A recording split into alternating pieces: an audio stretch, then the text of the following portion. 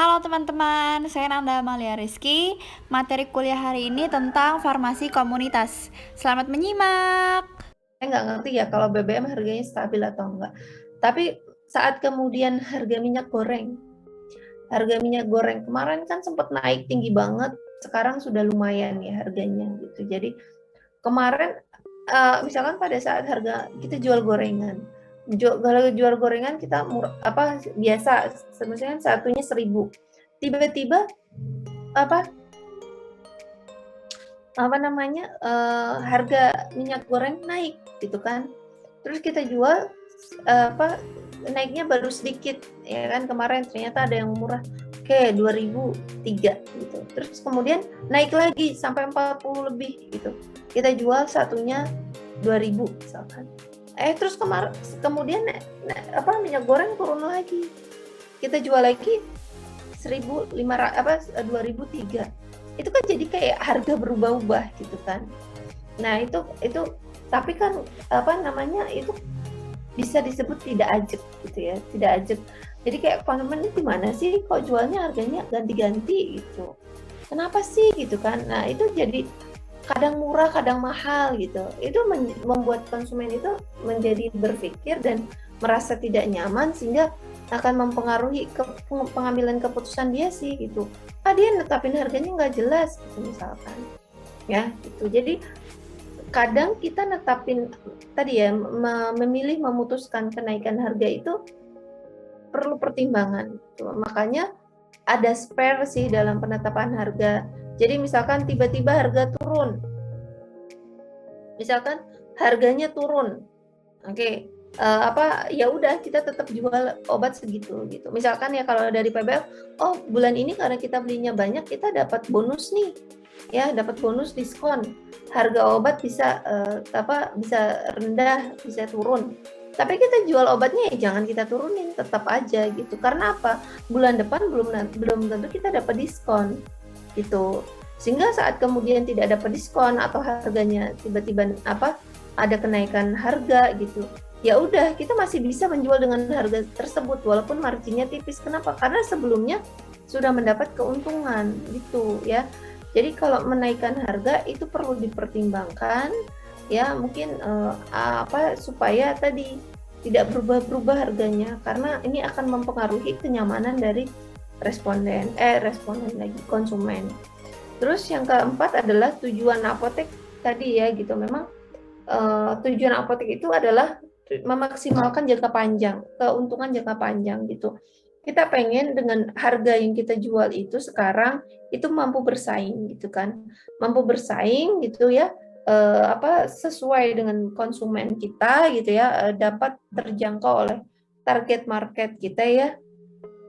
Dan kemudian juga tadi harapannya karena sesuai gitu, pelayanan kita baik ya, unggulan, itu konsumen akan datang lagi ke kita, datang lagi ke kita gitu. Jadi walaupun kadang marginnya kecil ya, kecil atau sedikit atau tipis, tapi kalau kemudian konsumen itu percaya ke kita, dia akan beli ke kita terus, itu namanya memaksimalkan jangka panjang. Kenapa?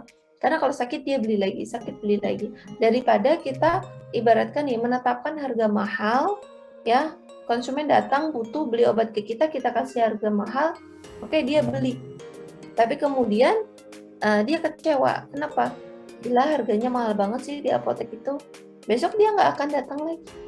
Pada saat menjual itu memang kita untungnya besar, tapi kemudian konsumen akan datang lagi gitu. Jadi itu ibaratnya keuntungan sesaat ya, tapi kalau kemudian harga kita bersaing disertai juga dengan pelayanan yang baik, ini kita tadi memaksimalkan konsumen dalam jangka panjang.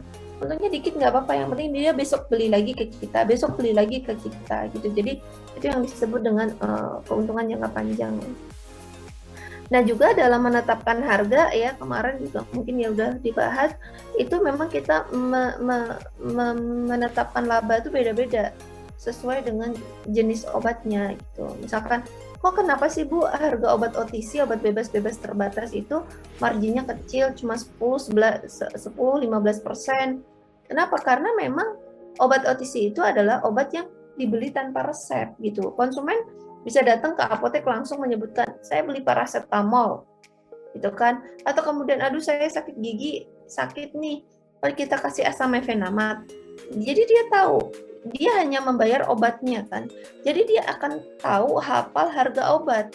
Dia bisa bandingin harga Panadol di apotek A, misalkan di apotek A, di apotek B, di apotek C, sama harga Panadol di Alfamart, Indomart misalkan, atau di warung. Dia akan bisa membandingkan dan bisa, kalau dia sering beli, misalkan sering pusing, sakit gigi, dia akan hafal harga obat-obat itu. Gitu. Jadi, dan dia akan memutuskan, oh murah di sini, aku beli di sini aja. Nah, itu kenapa harga OTC itu seperti itu. Ya, dia harganya seperti itu ya, karena memang bisa dijual di mana aja, konsumen udah tahu produknya, udah hafal harganya gitu ya, seperti itu. Tapi tadi kalau resep, nah kalau resep itu kan pakai resep ya, konsumen sakit dikasih dokter, udah selesai.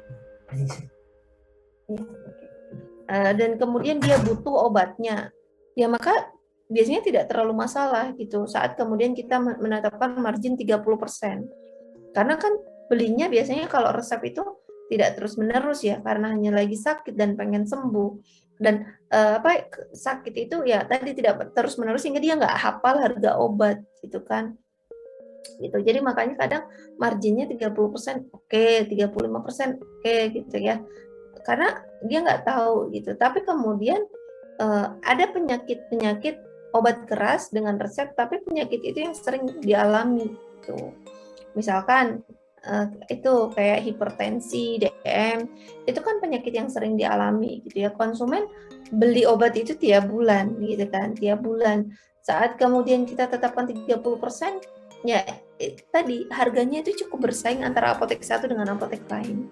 Dan kemudian karena obat ini juga bisa dibeli tanpa resep ya, kan kadang boleh ya. Misalkan sesekali dia beli tanpa resep 1 strip gitu kan. Oke, ada restriksinya di OA ya, di obat wajib apotek kan nggak semua obat anti hipertensi itu bisa dibeli dengan OA tanpa resep ya.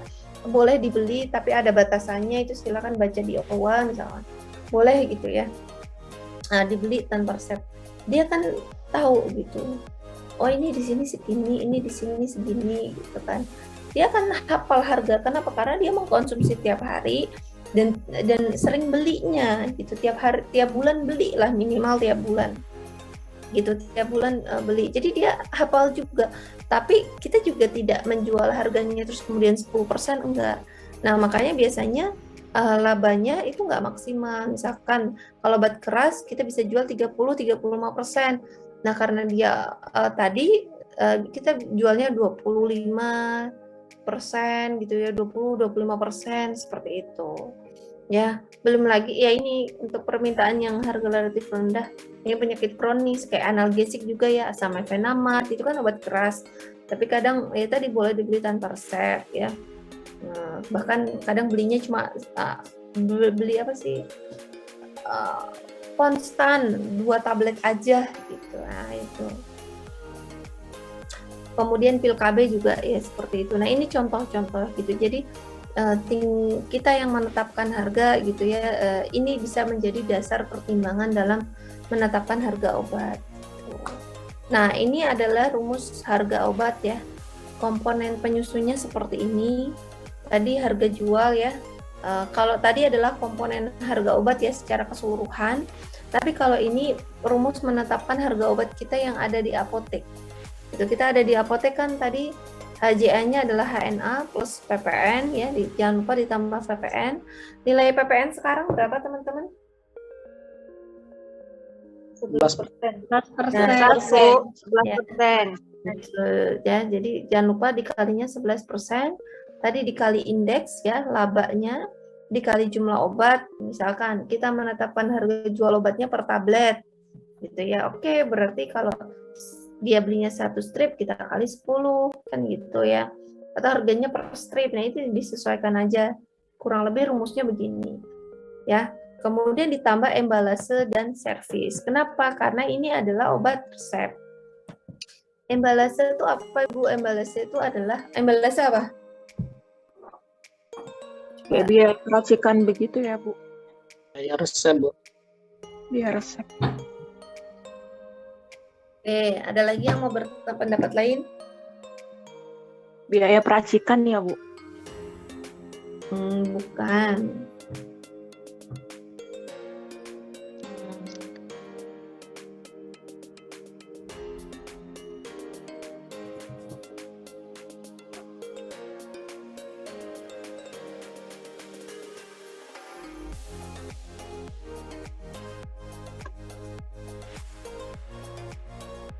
Payo embalase.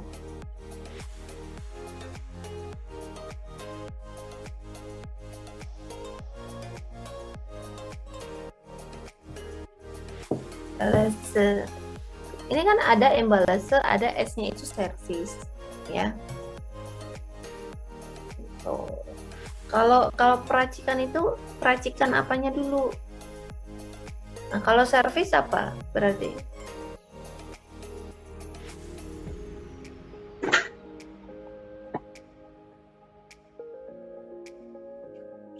Biaya pengemasan ya, Bu?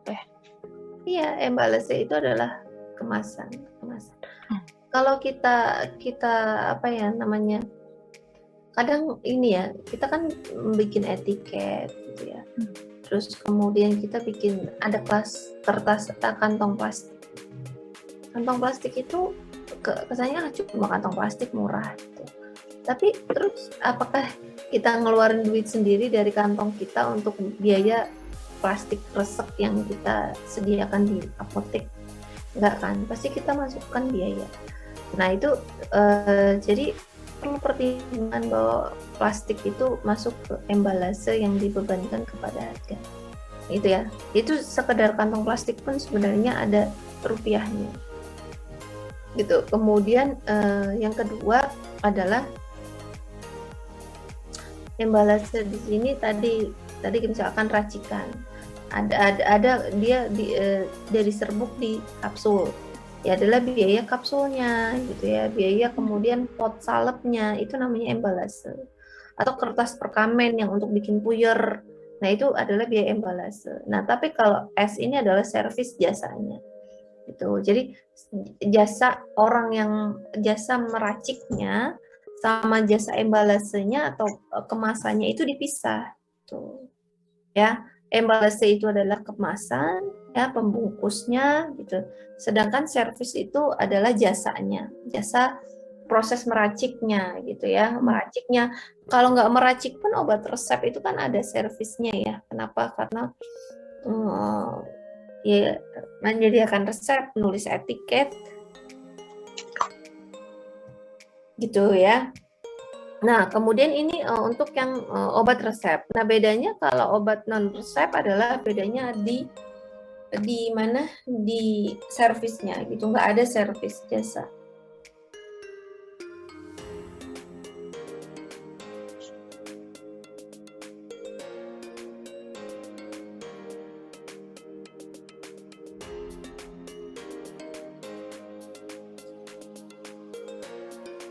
Oke, nggak ada jasanya. Nah, jadi di sini ada embalase. Kenapa? Karena kan tetap ya kita ngasih kantong plastik gitu. Menurut saya itu perlu menjadi pertimbangan bahwa kantong resep itu ya dibebankan kepada pasien. Oh ini contoh perhitungan ya, tadi udah kita bahas sudah cukup. Nah, ini yang menjadi komponen, tapi bisa jadi di dalam soal itu kemudian yang ditanya adalah berapa HCA-nya. Kemudian ada harga obat 13.000, berapa HNA-nya gitu. Gitu. Ada harga obat 13.000. Ya, coba Ibu sekarang tanya.